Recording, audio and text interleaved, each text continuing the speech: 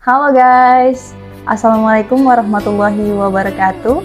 Selamat siang, salam sejahtera bagi kita sekalian. Shalom, Om Swastiastu, Namo Buddhaya, salam kebajikan. Salve. Kembali lagi di podcast Tia Darmantual bersama saya Nining Hukubun, selaku host yang akan memandu kita pada acara di hari ini. Topik yang akan kita bahas di hari ini ialah sampah dan permasalahannya di Kota Tual. Nah, sudah ada nih narasumber kita, Bapak Jan M.E. Talaut, SH MAP, selaku Kepala Dinas Lingkungan Hidup dan Kebersihan Kota Tual. Saya sapa dulu Pak, apa kabar Pak? Baik. Sehat ya Pak? Sehat ya. Ya, puji Tuhan, syukur Alhamdulillah juga ya. Seperti yang kita ketahui, bahwa betapa pentingnya kita menjaga lingkungan di sekitar kita agar tetap bersih dan sehat. Kira-kira bagaimana cara tata kelola yang ada pada lingkungan hidup dan kebersihan Kota Tual? Silahkan Pak. Ya, sebenarnya lingkungan hidup ini untuk dinas kemandiriannya sudah, kalau tidak salah tuh sudah dari tahun 2016. Dan berarti sudah berapa lama berkiprah sebagai bagian dari pemerintah daerah Kota Tual dalam memberikan pelayanan khusus baik kebersihan dan maupun lingkungan hidup sebagai nomenklatur yang dijabarkan dalam tugas-tugas pokok dan fungsi selama ini. Memang kalau ketika saya rolling ke sini, memang ternyata satu tantangan untuk saya ke depan. Ternyata tugas-tugas ini tidak mudah. Tugas penanganan sampah lingkungan hidup ini sebenarnya sangat kompleks. Permasalahan mulai dari tingkah laku masyarakat itu sendiri, terus bagaimana kebijakan pemerintah untuk membackup pengelolaan sampah itu sendiri dengan penganggaran yang memadai, representatif, dan memang betul-betul sangat kompleks penanganan ini karena masyarakat tidak pernah mau tahu bahwa kendala apa di Dinas Lingkungan Hidup dan Kebersihan dalam penanganan. Yang mereka tahu ya harus tangkap sikap dengan seluruh keadaan sampah yang ada di Kota Tual ini.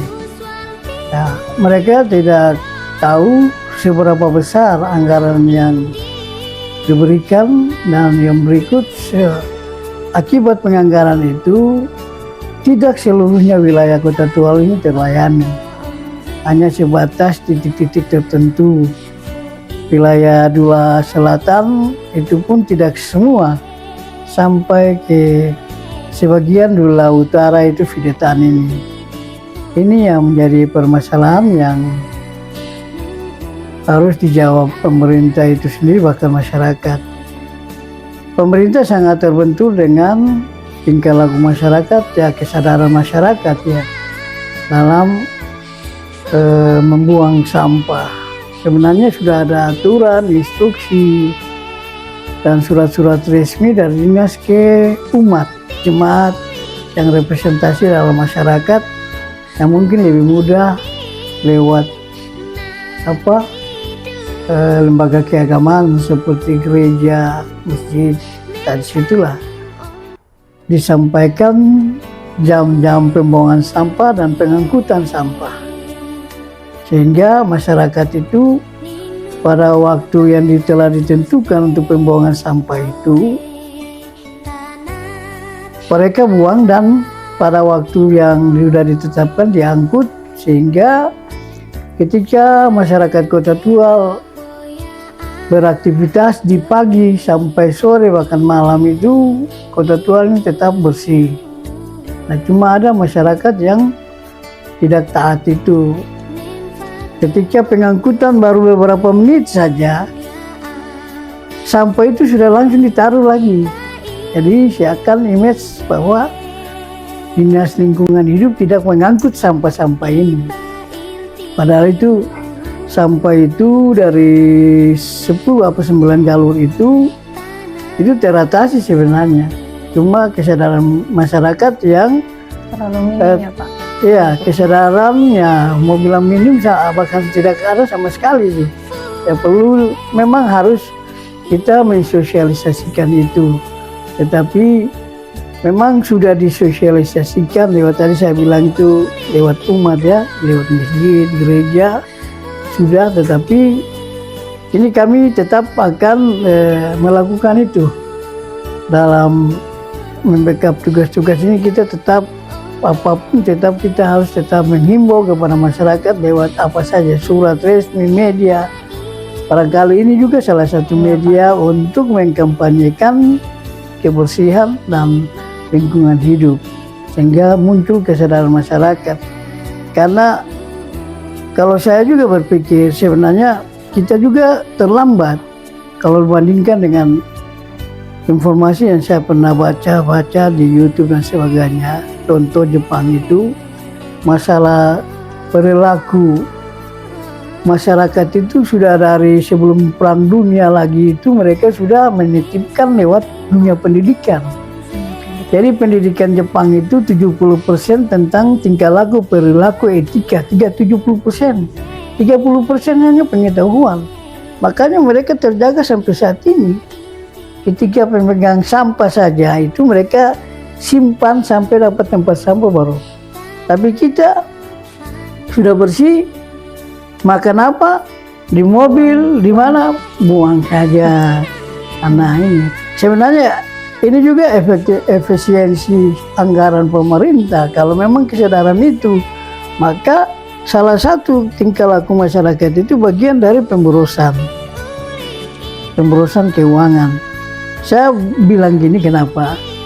Karyawan kebersihan banyak, 767 orang. Dia biayai dengan tingkatan tugasnya, ada supir, ada kenek, ada penyapu jalan, ada penyapu lorong lingkungan, ada pengawas. Nah ini semua kalau kesadaran ketong seperti negara-negara berkembang tidak perlu ada orang tukang sapu. Berarti efisiensi anggaran kan ada itu. Hampir 12 miliar kita bayar gaji. Bayangkan berapa anggaran yang harus bayar gaji. Ya kan? Kalau masyarakat itu taat, buang sampah dari rumah sudah dengan milah, palingan jangan biayai cuma supir kenek aja, tidak perlu orang sapu. Nah begitu. Nah mungkin pola-pola ini juga membangunkan kesadaran masyarakat sebenarnya penting, karena dari masyarakat itulah muncul kos-kos pemerintah yang harus dialokasikan kepada tugas-tugas itu, pelayanan khususnya untuk pelayanan pengelolaan sampah ini. Ya dibandingkan daerah lain kemarin yang jelasnya dari 343 kabupaten kota provinsi yang kena sanksi adalah salah satu Kota Tual dan Maluku Tenggara, rata-rata di provinsi Maluku semua, karena pengelolaan sampahnya masih open dumping. Sebenarnya Kota Tual sudah punya TPA yang representatif, tetapi awal pengelolaannya jadi masalah. Bukan masalah pemerintah tidak melakukan kewajiban membayar. Pemerintah sudah membayar, tetapi pihak-pihak tanah ini di dalam ini, ketuanan adat ini ada yang punya. Tidak satu orang di TPA di Ohetel kan. Oh, di Ohetel. Ya, sehingga waktu itu di Palang di bulan Oktober 2023 lalu dialihkan, belum dialihkan, masih ada penyelesaian pendekatan persuasif pemerintah dengan keluarga-keluarga yang bersangkutan, lalu dibuka lagi. Tetapi Januari ditutup lagi karena ketidakpuasan pihak-pihak yang tidak menerima haknya itu, bukan dari pemerintah, bukan dari pihak itu, karena banyak orang punya lahan di situ yang dibayar melalui satu rekening. Ya, rekening itulah yang pemegang rekening yang tidak adil untuk membagi mendistribusi hak-haknya itu. Lalu dipalang bulan Januari, lalu sehingga pemerintah mengontrak lahan di Ohitahit kurang lebih luas 2 hektar itu untuk pembuangan sampah Kota Tual ini. Nah, pembuangan sampah di sana itu karena dibuang, dibakar, open dumping namanya itu, sehingga dalam penilaian harus ditutup. Nah, kebetulan surat itu muncul pas sudah ada pendekatan persuasif dengan keluarga, ini dibuka itu otomatis langsung kita tidak lagi buang ke sana di Ohitahit, tapi kita langsung buang ke, tetapi kurang lebih berapa tahun itu TPA yang sanitary landfill di Ohitahit itu sudah, karena memang tidak dipagar, jadi entah itu dibakar sama orang tidak dikenal atau memang gesekan alam yang menimbulkan api kebakaran, sehingga sebagian bangunan rusak, terus membran juga yang merupakan media untuk tempat pembuangan sampah untuk diserap ke sumber lindi itu dia rusak. Lalu sekarang harus perbaiki dan ada penilaian disarankan untuk tutup, digali yang baru dengan lindi. Nah, untuk menjawab ini sangat butuhkan waktu yang tidak cepat, karena ini juga bukan kita yang bangun. Ya, kalau hal-hal ini teknisnya paling PU atau Balai Besar di Ambon yang representasi kementerian itu PU harus membangun, jadi memang butuh waktu. Untuk sementara untuk menjawab waktu yang diberikan oleh Kementerian Lingkungan Hidup itu 160 hari ya, 6 bulan. Itu secara holistik harus kita menutup dan menutup open dumping itu, TPA yang sementara itu untuk ke sanitary landfill.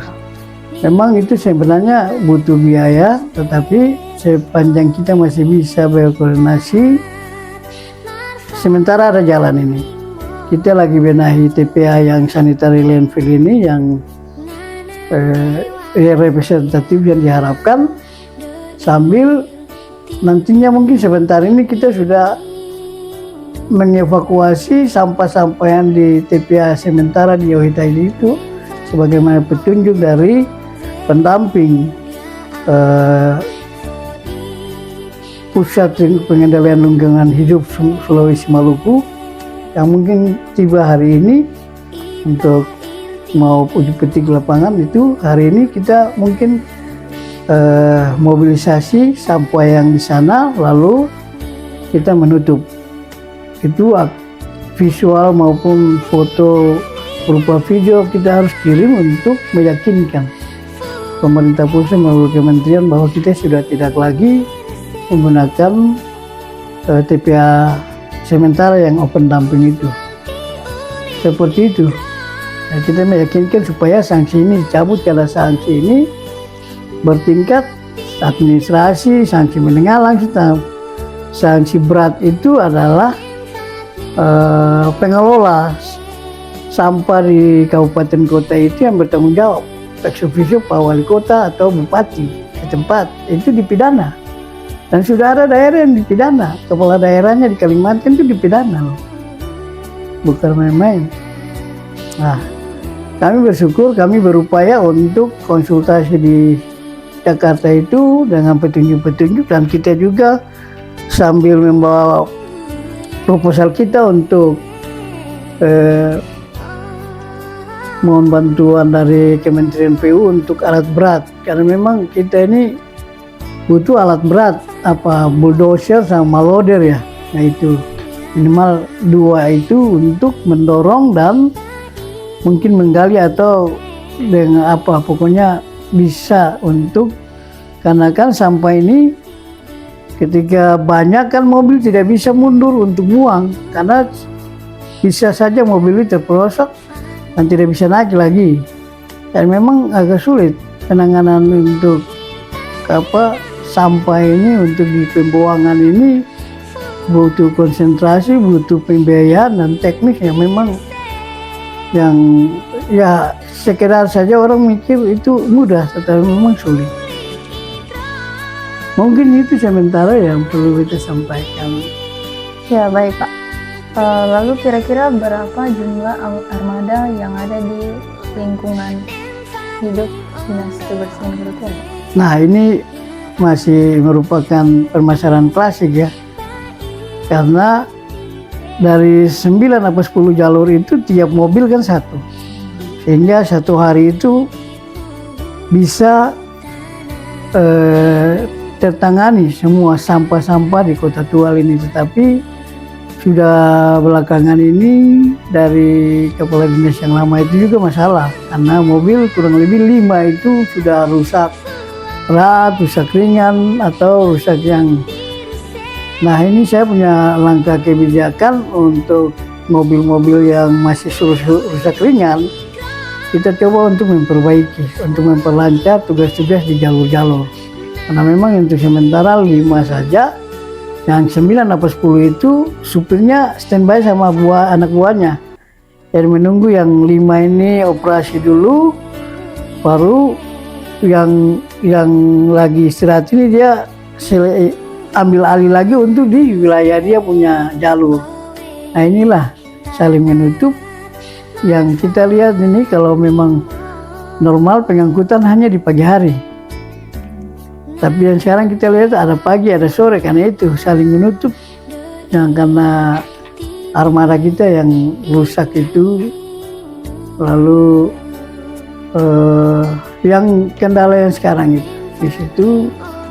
Sekarang ini juga kita lagi menunggu untuk kebijakan selanjutnya. Mungkin itu. Ya baik. Lalu berapa kira-kira personil yang mengangkut sampah-sampah itu, Pak? Iya, kalau personil kita mulai dari sapu jalan, terus supir kenek. Tiap kenek itu jadi jumlahnya aja 776 orang.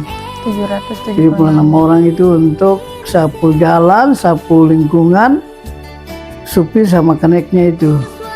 Semuanya sudah terhitung di situ? Iya, sudah 776. Itu dengan melakukan tugas di simpulan jalur itu. Tapi Pak, sering saya lihat nih, kan kita jalan tuh, lalu masih ada tumpukan-tumpukan sampah di beberapa titik yang paling titik itu berada juga di seputaran dalam kota, Pak. Iya. Sih, Pak? Betul. Ini kaitan gini. Kita tidak seperti Jakarta, daerah lain yang punya APBD dan PAD yang cukup besar memadai, yang bisa memfasilitasi dari wadah sampai pengelolaan, pengelolaan sampai ke TPA. Selaku kepala dinas yang baru berarti sudah cek bahwa anggaran selama ini kita tidak bisa pengadaan TPS, tempat pembuangan sementara di lingkungan. Ya, selama ini yang memberikan kontribusi hanya dari dana pokir, itu dari lembaga kementerian. Jadi kita untuk dari APBD memang sulit, karena memang mungkin saja anggaran APBD ini sudah banyak terkuras di Dinas Lingkungan Hidup untuk pembayaran gaji. Ya, sehingga yang ada hanya untuk pembayaran gaji karyawan-karyawati, gaji pegawai, sisanya itu operasional saja. Kita tidak ada anggaran untuk pengadaan, sehingga bisa mengatasi sampah-sampah dari lingkungan untuk ditampung sementara. Nah, kalau itu memang demikian.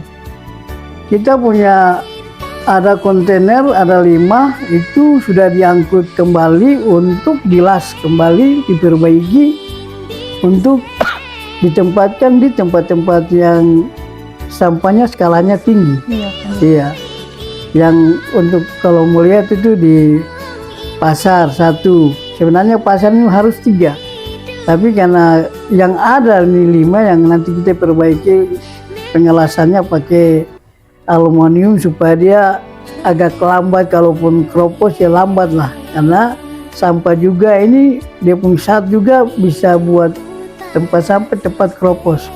Nah, kontainer ini ada 5 kurang lebih, itu bantuan dari kalau tidak salah kementerian yang ada di depan kantor itu ya kita akan upaya untuk mengelas per buah itu 2 juta. Jadi 5 ini sudah makan anggarannya 10 juta, jadi kita harus, karena demi pelayanan, nah mau tidak mau kita harus tempuh walaupun tidak ada anggaran yang membackup itu, tetapi kita bijaksana bijaksini untuk hanya demi pelayanan. Mudah-mudahan 5 ini bisa untuk kita taruh di mana tempat-tempat yang memang darah sekasat mata itu kita lihat tumpukannya besar. Di pasar untuk sementara 1, di angkatan laut sini 1, di Pandopo, turun Pandopo di lapangan, ujung lapangan itu 1, di Jalan Baru Tar itu 1, itu yang area-area, dan 1 mungkin kemungkinan di samping masjid di pasar yang kaget yang di atas ini. Ya, itu harus 1 karena memang ada sampah dari pasar itu sendiri, pasar kaget itu, dan oleh masyarakat adalah memang skalanya besar.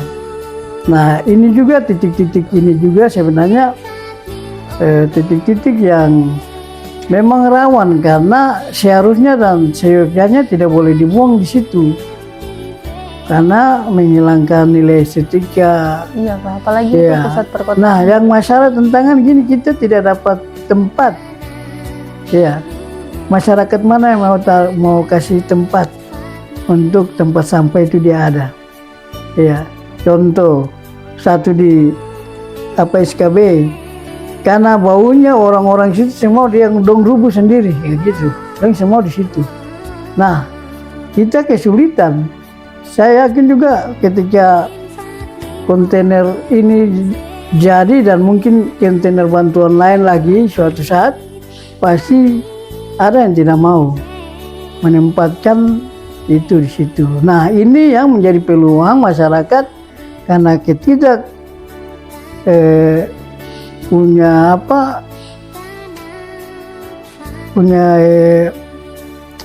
perilaku yang kurang beres, dia tidak malas untuk buang jauh, dia lego di situ saja. Ya, jadi sehingga tumpukan sampah itu, mau bilang sampah tempat ilegal, TPS ilegal itu muncul di situ. Karena dia tidak mau jalan jauh gitu.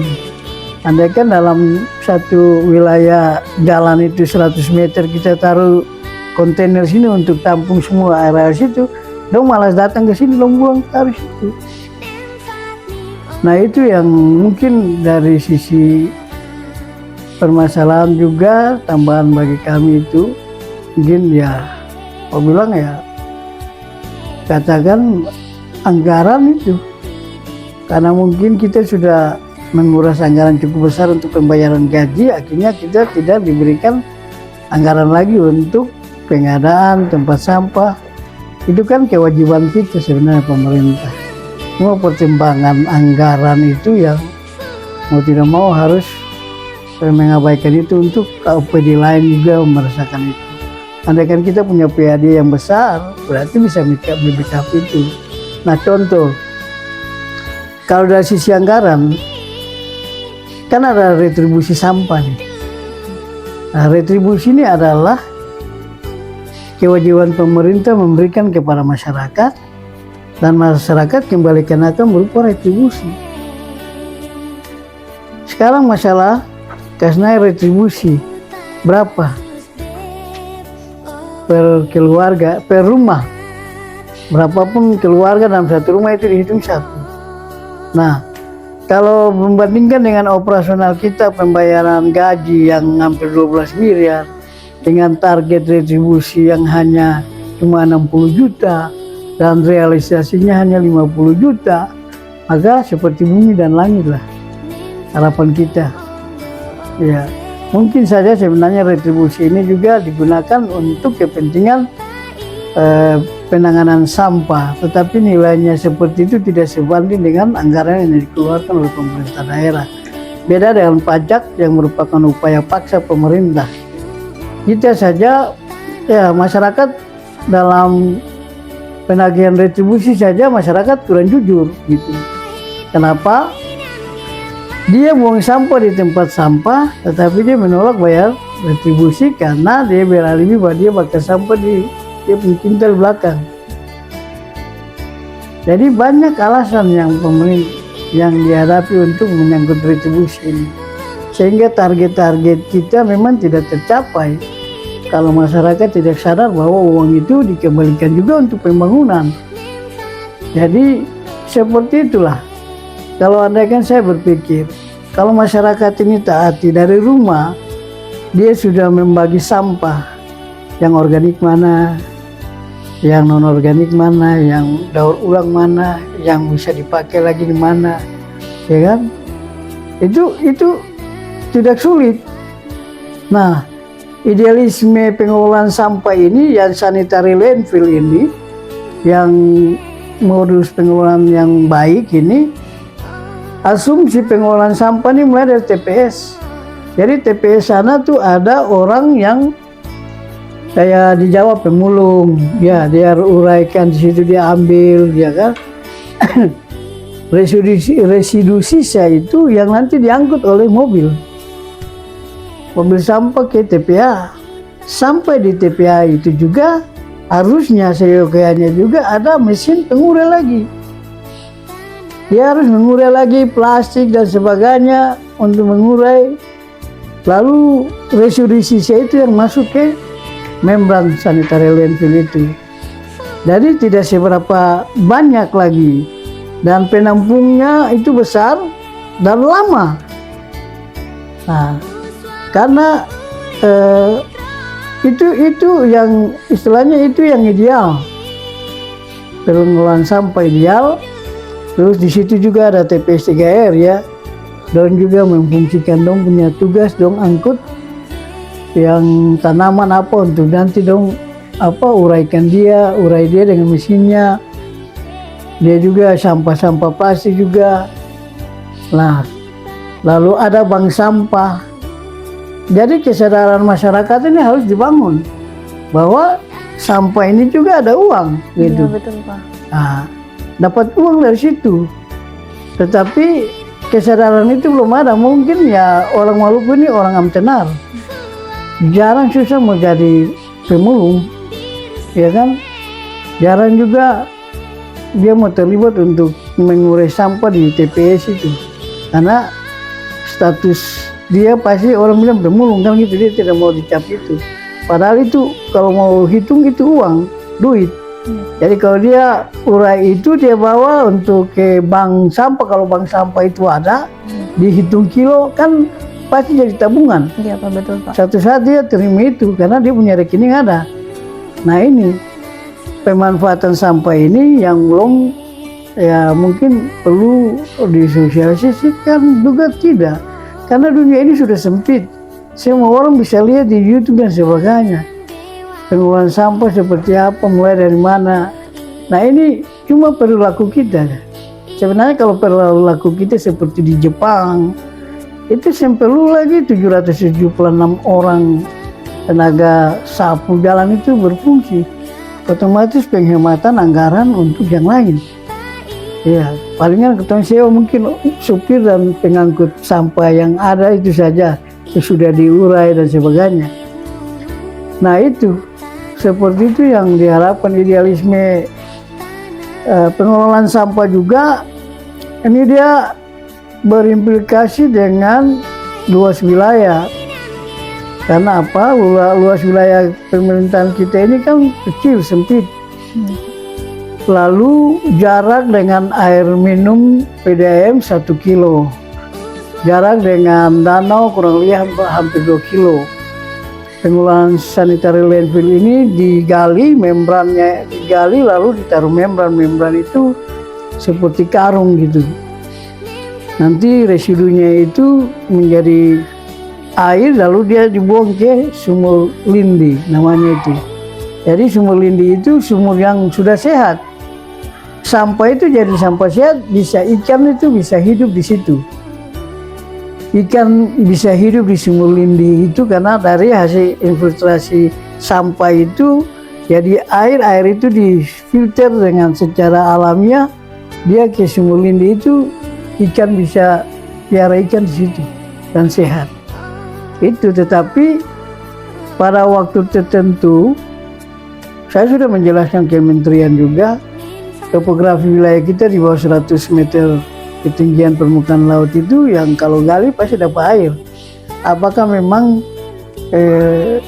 membran ini bisa menjawab bahwa tidak akan terkontaminasi? Itu. Ada alternatif lain menggunakan ada peralatan ciptaan pindad itu, tetapi harus membayar tenaga ahli tertentu dengan biaya yang cukup besar untuk meyakinkan pemerintah pusat lewat Menteri Lingkungan itu bahwa hasil dari pembakaran sampah itu tidak akan berpengaruh dengan kadar udara. Artinya efek rumah kaca. Nah, ini harus bisa dibuktikan, baru bisa kita pakai. Seperti di Singapura. Singapura itu kan sampah itu dibakar memang. Dia tidak dikelola seperti kita di sini. Nah, di sana kita terangkan bahwa sampah kita ini yang pertama belum terurai dari TPS. Dari keluarga rumah tangga waktu membuang sampah di TPS ini belum terurai. Kedua, kalau yang mengurai ini adalah seperti pemulung yang orang-orang berkepentingan untuk mendapatkan uang lewat bank sampah. Ini kan tidak ada, bank sampah juga tidak ada. Ya, TPS 3R juga hanya satu dan dia juga sangat membutuhkan peralatan. Nah, ini juga yang jadi masalah, sehingga sampah itu idealisme sanitary landfill itu sisa residu yang sudah diuraikan di TPS dan diuraikan oleh mesin pemilah di TPA itu sebelum dibuang, residunya hanya sedikit. Tetapi kita ini ambil utuh-utuh sampah, masukkan dalam membran, tidak sampai 1 bulan saya yakin itu sudah penuh. Lalu kalau penuh, kita harus menutup dengan tanah. Saya bilang, Pak Direktur, di daerah kita itu tidak ada tanah gambut. Tanah gambut itu barangkali 10 cm aja di permukaan. Sisanya itu tanah kapur. Bisa nggak ditutup pakai tanah itu? Sehat nggak udara? Nah, kalau gitu saya tanya ahli dulu. Nah ini, seperti itu. Lalu itu, kita utuh-utuh, hanya membutuhkan waktu sebulan sudah harus tutup. Ya kan? Tutup itu 5 tahun, baru bisa digali ulang lalu diurai lagi supaya jadi ada yang jadi kompos, yang tidak bisa plastik itu yang tidak bisa terurai diuraikan lagi lalu dihancurkan. 5 tahun. Lalu 5 tahun sementara kita nih pono. Membrannya itu pono tuh satu bulan sudah pono pasti. Karena skala pembuangan sampah kita 1 hari itu sesuai data itu 3 ton 5 armada, 1 armada 3 ton, berarti otomatis sehari itu 15 ton gitu. Itu tidak sampai 1 bulan harus ditutup lagi. Lalu dapat tanah dari mana lagi? Nah, kita harus buka lagi. Kita harus buka lagi membran baru, sel baru untuk dipasang membran lagi. Ini 5 tahun. Lama kan? Tapi penuhnya cuma hampir sebulan. Lalu kalau ini penuh lagi terus tanahnya mau dibeli di mana lagi? Pasti kita cari lahan baru. Nah, yang tadi saya sampaikan Pak Direktur, Jarak kita dengan sumber PDAM 1 kilo, dengan danau hampir 2 kilo. Lalu kalau kita terus nomaden pindah-pindah lokasi, Pulau Dua itu kecil Pak. Saya bilang, kalau rasio ini dengan rasio perhitungan ini, jumlah jiwa dikalikan dengan 0,5 gram, itu rata-rata sampah per orang itu 0,5 gram itu dikalikan. Tetapi rasio kita Pak, saya bilang untuk Pak Direktur Gakum, kita tidak bisa menghitung itu Pak. Kita ini kota kepulauan, bukan kota kontinental Pak. Kita masih layani satu pulau yang ada ibu kota situ, itu pun baru 1 kecamatan. Ada 5 kecamatan, 2 kecamatan itu baru terlayani 1 kecamatan plus desa di 1 kecamatan punya dosa yang jaraknya dekat, yang dalam kota wilayahnya. Nah seperti itu. Lalu kalau hitung gitu kan tidak rasional Pak, karena kita layani hanya di Kecamatan Dua Selatan. Kalau dihitung jumlah jiwa 93, 94, 95 ribu kota Tual ini, jiwa itu kali kan tidak, rasio tidak masuk gitu. Kalau tepatnya kita hitung rasio jumlah penduduk terlayani di sini Dua Selatan 54 ribu lah gitu. Kali itu. Jadi sudah, karena kita juga hitung berdasarkan tonasi saja, jadi 1 hari 15 ton yang harus terlayani untuk dibuang di TPA. Nah seperti itu. Nah itu tantangan kita juga, kalau memang jalan seperti apa adanya dan tidak ada penguraian sampah dari TPS sampai ke TPA, maka sudah barang tentu apa yang diprediksi oleh Presiden Prabowo tahun 2027 Indonesia kolaps dengan sampah, maka bisa terwujud. Nah, dari isu inilah salah satu misi Presiden Prabowo ini pengelolaan sampah.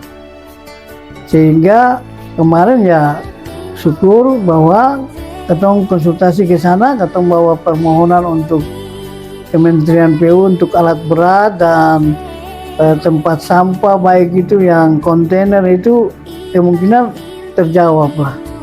Tapi untuk tahun depan ini sementara konsultasi dengan kementerian, terus mereka meminta data ini data itu, lalu untuk sementara mereka belum ada menghubungi lagi. Dasar perintahnya dengan surat pengantar dari Pak Wali Kota dalam proposal kita, diperintahkan oleh Ibu Menteri Lingkungan Hidup, Menteri Lingkungan Hidup untuk balai besar provinsi dan itu untuk penanganan, tetapi mereka wawancara dan minta data dulu gitu. Nah ini yang mudah-mudahan dengan kaitan dengan isu Pak Presiden, mudah-mudahan kita Kota Tua bisa mendapatkan bantuan itu, karena memang yang tadi saya sebutkan, anggaran kita tidak bisa melayani pengadaan TPS berupa baik itu yang ada di jalan, seperti dari fiber, bahkan yang kontainer untuk skala besar itu kita memang tidak punya daya dukung itu dari sisi anggaran. Mungkin itu. Ya baik Pak. Pak, kalau misalnya masih ada masyarakat yang sering buang sampahnya di laut, bagaimana kebijakan dari Dinas Lingkungan Hidup Pak? Kalau saya tuh sebenarnya mau menghilangkan tabiat yang buruk seperti itu, mau tidak mau kita harus melayani. Kita tidak berkutat hanya untuk Dua Selatan. Semua desa yang ada di Pulau Dua ini kita layani. Otomatis kos biaya itu harus ditambah. Kos operasional kendaraan, kos untuk pembayaran gaji, itu semua meningkat. Tapi APBD kita berapa? Ya kan? APBD kita ini bukan di OPD ini ada 40 sekian OPD, bagi hanya 500 miliar kan gitu. Baik itu untuk operasional kegiatan maupun administrasi, sampai ke bawah itu terlalu kecil. Makanya Dinas Lingkungan Hidup salah satu mungkin yang paling terbesar pembiayaannya. tetapi hanya untuk sebatas pembayaran gaji saja, baru gaji saja hampir 12 miliar. Ya, tambah operasional. Untuk operasional ini juga untuk minyak saja dan minyak cukup cadang itu saja. Kalau untuk pengadaan tempat sampah memang tidak ada gitu, karena memang terbatas anggaran itu. Kita bisa berharap bantuan-bantuan saja. Ya kalaupun bantuan juga palingan kalau pokir itu sampah-sampah rumah tangga saya di rumah kan gitu. Seperti kemarin ada anggota dewan punya tempat sampah organik, non-organik, daur ulang itu pengadaannya cuma berapa buah saja itu di perumahan seperti itu. Kalau untuk lebih luas lagi memang butuh biaya, kontainer saja itu dia penghargaannya di atas 20 juta ke atas satu buah kontainer. Ya palingan bisa tempat sampah yang fiber itu saja, tetapi itulah tidak semua wilayah atau semua jalan itu kita taruh TPS kan, berarti ketong kota Tual ini kan penuh dengan TPS kan begitu. Ketong harus taruh di titik tertentu saja, tetapi masyarakat ini tidak punya kesadaran untuk buang di sana. Dia langsung dekat-dekat situ dia buang saja di trotoar situ, dia malas jalan ke sana. Nah ini perilaku ini yang perlu dibangun, karena ketong sudah tertinggal jauh dengan negara lain. Negara-negara yang maju itu sudah tidak ada lewaran sapu jalan, tidak ada, bersih sendirinya, sungai bersih, semua lingkungan bersih seperti itu. Pengelolaan sampah juga tidak seperti kita. Nah ini jadi bagian dari persiapan Hari Lingkungan Hidup ini juga kita ada apel bersama dengan seluruh stakeholder. Mungkin juga kami mengundang yang kurang lebih organisasi itu 10 orang saja itu, lalu apel bersama, lalu jalan sambil kumpul sesuai dengan tema kementerian itu, kumpul plastik sampai ke Werhir, terus penanaman mangrove kalau memang jadi semua di situ. Lalu secara parsial, yang tadi saya bilang itu yang kegiatan ini remaja misi di sini di jalur Brimob, jalur di Pantiun orang muda Katolik dan Jemaat Tual Angkatan Muda, seperti itu nantinya dalam kegiatan ini yang terintegrasi dengan kegiatan Perkim kaitan dengan program 1 juta rumah yang mereka juga Kota Tual juga dapat untuk wilayah Werhir. Lumayan susah juga ya. Ya, tidak gampang. Orang bisa mengelola sampahnya gampang. Gampang itu kalau semua dengan strategi yang tepat dan didukung dengan anggaran. Ini saya sementara mengevaluasi SOP pekerja pangkas rumput dan sapu jalan. Saya sementara minta kepala bidangnya untuk menghitung pemakaian minyak satu tangki itu berapa liter menghabiskan untuk berapa jarak, sehingga kita bisa tidak kerja semrawut.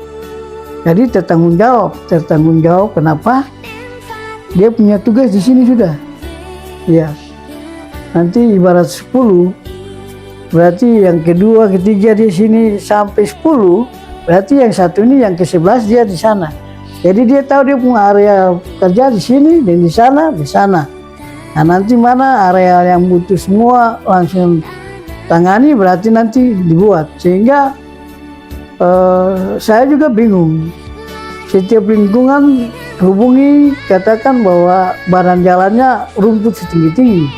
Saya kira ini tukang pangkas ini di mana sebenarnya? Iya Pak, betul ya. Rumput. Jadi saya sudah perintahkan Kabid untuk mengevaluasi sehingga tanggung jawab dapat tahu kalau sini tidak dipangkas, bahwa siapa tanggung jawab? Panggil dia, mau kerja apa tidak keluar. Ganti orang yang bisa bertanggung jawab. Kalau kerja sembrau tidak tahu siapa yang bertanggung jawab di sini. Ya, yang sekarang itu seperti itu. Makanya saya perintahkan Kabid menghitung jarak tempuh untuk satu tangki berapa meter. Ya, kalau satu tangki menurut informasi salah satu tukang pangkas itu satu tangki 500 meter. Otomatis 2 tangki 100 meter. Jadi percayakan ke satu orang di situ. Sebelah jalannya satu orang. Sebelah jalan lagi satu. Nanti saya sudah terbagi kibar 10 orang pemangkas. Berarti yang pertama dia kembali ke jalur yang 11. Jadi dia tahu dia cuma jalur 1, jalur 11, jalur yang lain gitu. Nanti sama-sama fokus borong satu raya kayak lapangan bola itu satu kali semua di situ. Sehingga bisa terukur. Nah, kebutuhan ini harus terukur. Yang pengalaman saya ini dari sistem kerja itu SOP-nya tidak jelas gitu. Kadang-kadang makanya saya bilang kadang-kadang telepon di sini, telepon sini, lalu ini pangkas sampai mana gitu. Kalau diatur begitu kita harus tahu. Oh tanggal 1 sama di sini tak, tanggal 2 sini, esok lagi sehingga semua wilayah itu teratasi. Kalau ketemu kerja serabutan begini, kita harus tahu tanggung jawabnya di mana, siapa yang bertanggung jawab, minyak sampai di mana, ya harus terukur. Saya perintahkan Kabid, kau tes satu tangki itu berapa meter di satu jalur. Satu jalur tes. Satu tangki itu berapa liter isinya, jaraknya berapa sampai habis. Karena memang ada informasi ini pekerja-pekerja ini juga nakal. Dia punya bisnis di luar. Jadi dia habis pangkas ya tinggal mesin, sisa minyak dia pakai potong orang punya dapat uang. Nah ini yang perlu ditertibkan. Iya betul. Dari perhitungannya jelas. Jadi tanggung jawab di wilayah itu responsibilitas dia. Dia bertanggung jawab. Tidak ketika orang menelpon di sini tidak siapa. Jelas dia jalur. Kalau mau kerja sing kerja keluar. Ya seperti itu. Jadi harus terukur. Mungkin itu dulu sementara. Ya baik. Saya pikir sudah cukup panjang juga nih ya kayaknya penjelasannya. Intinya susah juga ya Pak di dinas lingkungan hidup itu. Memang susah karena ada kegiatan-kegiatan yang tidak dibiayai mau tidak mau, itu tanggung jawab lingkungan hidup yang harus dibijaki. Jadi kita harus bijaki dan harus bertanggung jawab. Ya seperti itu. Iya Pak, semua masyarakat memang menginginkan yang terbaik, tapi mereka juga kurang kesadarannya, mereka tidak paham bagaimana situasi yang terjadi yang dinas lingkungan hidup alami ya Pak. Jadi intinya kalau kesadaran masyarakat tinggi, maka kos pemerintah juga dikurangi ya untuk pembangunan yang lain. Kalau ketong tidak punya kesadaran, maka pasti makin hari makin pekerjaan ini tambah banyak. Bayangkan kalau luas pelayanan lebih luas lagi. Dalam antisipasi pembuangan sampah di laut. Itu berarti harus pekerja tambah, gaji tambah. Tapi dasarnya karena memang masyarakat yang tidak punya kesadaran. Kalau masyarakat kesadaran yang tadi betul bilang seperti Jepang, negara Eropa lainnya, itu ada orang tukang sapu. Tidak ada. Itu orang semua nyaman, bersih, tidak ada buang sembarangan sampah, tidak ada. Ini kan kalau bilang sudah bersih ini, ya kan, makan gula-gula, suseng, buangnya, kan gitu. Kebiasaan buruk. Sampah, sudah taruh jam-jam kerja, jam pengangkutan, jam pembuangan. Tapi ketika sampah baru angkat, lagi sudah bonus ini. Jadi pandangan masyarakat lingkungan hidup tidak angkat sampah. Padahal sudah angkat, sudah ada pemberitahuan. Ibarat pagi orang buka mata bersih sampai malam. Nanti jam-jam 10 kamu buang. supaya tidak lama subuh mobil angkut. Besok orang lihat lingkungan tetap bersih. Iya, gitu pula untuk tim pangkas. Atur lagi schedule dengan baik, perhitungan jarak, supaya tidak ada yang pekerja-pekerja yang nakal. Iya, kerja tuntas, bertanggung jawab, sehingga semua teratasi. Ini saya suruh evaluasi ulang kepala bidang, karena kepala bidang bilang, Pak, katong belum bisa potong sampai di pertigaan mau ke Vanil dan Ngadi. Kita bilang ya iya, karena sekarang saja area yang terdekat, Videtan, lorong-lorong ini dong telepon saya, dong telepon ini rumput sudah tinggi-tinggi, lalu kalian potong rumput di mana? Nah ini kan terabaikan karena Pak Kapit tidak menetapkan SOP dengan baik. Saya minta kita harus berubah supaya kerja itu tertanggung jawab, semua teratasi, lalu tidak ada orang material kiri kanan. Ya, mulai besok Pak Kabit harus mengukur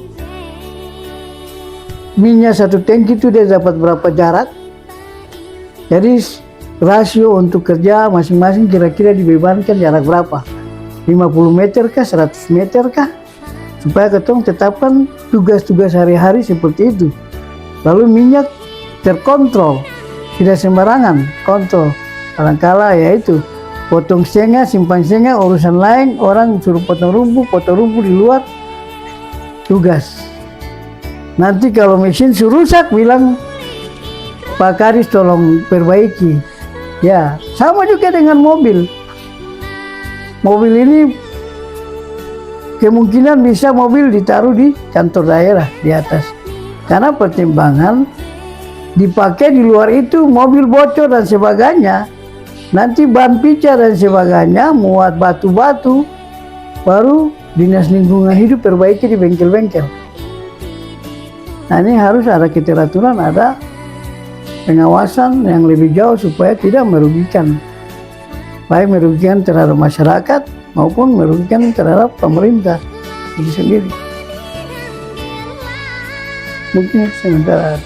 Ya baik, Pak, saya pikir mungkin ini lumayan sulit ya bagi Bapak dan juga rekan-rekan yang lain. Namun kiranya pemerintah daerah yang nantinya akan menonton podcast kita ini, saya harap bahwa dapat membantu Dinas Lingkungan Hidup dan Kebersihan Kota Tual dalam penanganan hal-hal terkait dengan kebersihan ataupun pelayanan di Kota Tual. Nah, kepada masyarakat juga kita harus menyadari sungguh bahwa Dinas Lingkungan Hidup Kebersihan Kota Tual telah berupaya memberikan pelayanan yang terbaik, namun terpulang kepada kesadaran kita masing-masing. Masihkah kita membuang sampah sembarangan? Ataukah mau hidup sehat, buang sampah pada tempatnya, atau kalian bisa mendaur ulang juga? Tergantung dari kemampuan kalian. Ya Pak, kita akan tutup podcast ini. Mungkin ada closing statement atau kata-kata terakhir yang Bapak ingin sampaikan di sini? Ya mungkin terakhir, sampah ini semua tergantung tingkah laku masyarakat itu sendiri. Kalau masyarakat dia buang sesuai dengan waktu pengangkutan, terus dia sudah menguraikan dari rumah, berarti sangat membantu Dinas Kebersihan untuk melayani. Dan karakter hidup masyarakat harus dirubah. Kalau tidak, seberapa besar anggaran, seberapa besar petugas kebersihan, tetap tidak akan habis-habis kalau masyarakat tidak dibangun kesadaran. Mungkin itu.